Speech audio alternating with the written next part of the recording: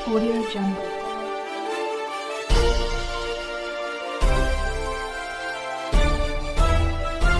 Audio Jungle.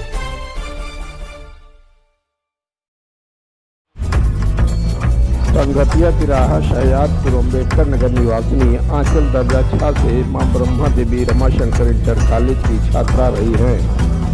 आंचल के पिता auto driver और मां विशुद्ध गृहिणी है। इसके बावजूद उन्होंने आंचल की पढ़ाई में हर सुख सुविधा का ध्यान रखा।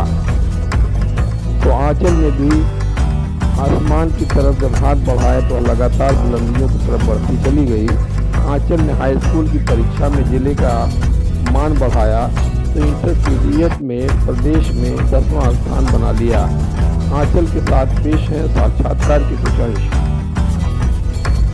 और प्रतिभाशाली आंचल ने हाई स्कूल में जिले का नाम रोशन तो किया ही था, लेकिन इस बार भी इंटरमीडिएट की परीक्षा में जो यूपी बोर्ड से इन्होंने पास किया है 92.20% ला करके जिले का नाम तो रोशन किया ही, साथ ही प्रदेश में इनका 10वां स्थान है। ये मध्यम वर्गीय परिवार में जन्मी आंचल, इनके माता पिता ने इनको सहयोग किया, किसी चीज की कोई कमी नहीं होने दी। लेकिन आंचल ने भी अपनी प्रतिभा और मेहनत का लोहा मनवाया और इंटरमीडिएट में पूरे प्रदेश में 10वां स्थान हासिल करके जिले सहित अपने परिवार का नाम रोशन किया है। ये हमारे साथ बैठी हैं बातचीत करने के लिए। हम इनसे जानना चाहेंगे किस तरीके से इन्होंने अपनी पढ़ाई की है और कैसे इस मुकाम तक पहुंची है। तो सबसे पहले आंचल जी, आपको टीवी 12 न्यूज की तरफ से बहुत बहुत धन्यवाद। बताइए आपको कैसा लगा जब आपने अपना रिजल्ट सुना? पहले तो हमें यकीन ही नहीं हो रहा था कि हमारा रिजल्ट है। जब न्यूज वालों से पता चला, प्रिंसिपल सर से, कि तुमने मतलब यूपी में 10th रैंक पाया है, तो मुझे विश्वास नहीं हुआ कि हाँ मैंने ही पाया है, क्योंकि तबीयत बहुत ज़्यादा खराब हो गई थी। इतनी अच्छी प्रिपरेशन नहीं, हाँ परीक्षा के पहले तो उतना अच्छा प्रिपरेशन नहीं हो पाया था। ये आंचल बता रही है कि ये एग्जाम के 1 हफ्ते पहले, अभी इनके माँ ने भी बताया, 1 हफ्ते पहले इनकी तबीयत काफ़ी खराब थी और उस दौरान भी इन्होंने अपनी पढ़ाई जारी रखी और इसके बावजूद 92% इन्होंने हासिल किए हैं। ये बताएं आपका सबसे ज़्यादा नंबर फिजिक्स और बायो में है। तो आप क्या बनना चाहते? IAS officer. क्यों, आप डॉक्टर क्यों नहीं बनना चाहती? मेरा रुचि जो है हमेशा से IAS ऑफिसर में ही रहा है। उसके लिए आपने अभी से तैयारी अपनी शुरू कर दी? हाँ, अभी से ही मैंने इंडियन पॉलिटिक्स, ये सब के जो जनरल नॉलेज की है, ये सब मैंने पढ़ना शुरू कर दिया। ये अभी आप ग्रेजुएशन करेंगी, उसके बाद आप UPSC के लिए अपने आप को एलिजिबल होंगी।